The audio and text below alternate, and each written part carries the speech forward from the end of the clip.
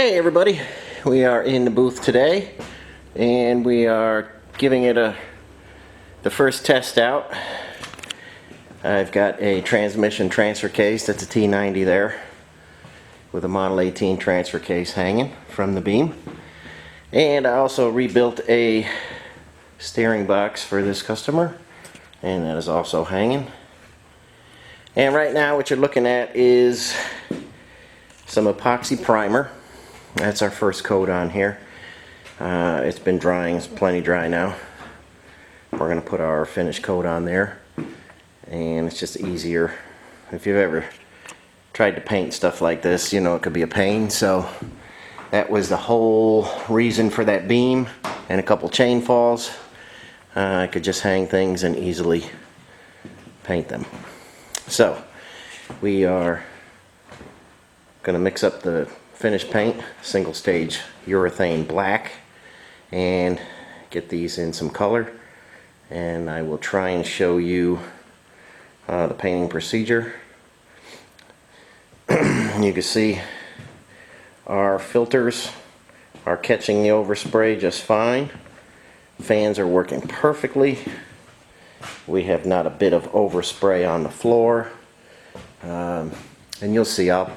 I'll try and set the camera up and show you. You'll be able to actually watch the overspray head right for the filters. So let's get busy, mix up some paint, and get these finished up. Okay guys, for our color we're just going with single stage black, like I was describing. It's a 4-to-1 mix, 4 parts black, 1 part activator. I got the very slow activator. It's about, I say about 90 degrees right now outside. Booth is about the same temperature, so I put just a shot glass full of slow reducer so it'll flow out a little nicer. And I got I don't know, half a cup there mixed up. We're probably going to lay down a medium coat, and then we'll put a nice wet coat on there, and that will give it the shine and the look that we want. So it's tricky on the hot days. You can't have your paint drying too fast or you'll wind up with a mess. So a little bit of reducer will go a long way to help you out. So let me get set up. We'll get the fans on. I'll get my respirator on, and we'll paint up that transmission and steering box.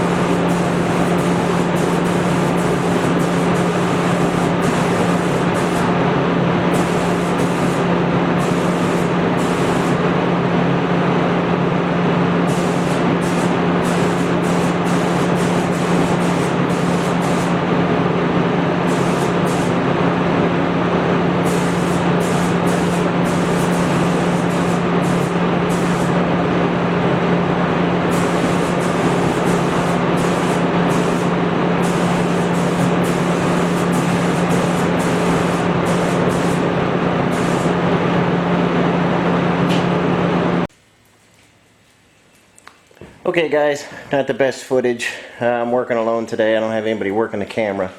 But just wanted to give you an idea of how nice the fans are working and how it evacuates the overspray. You can see it's picking it up real nice on both sides.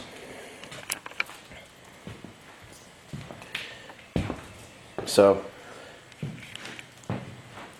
the beam paid off. It is super handy already. We will give this, oh, I don't know, it's pretty hot, maybe 10 minutes. And then I'll come in and lay the final coat on. And then we'll just leave them hang here to dry. And they'll be ready to go. Okay guys, there are the two coats on there.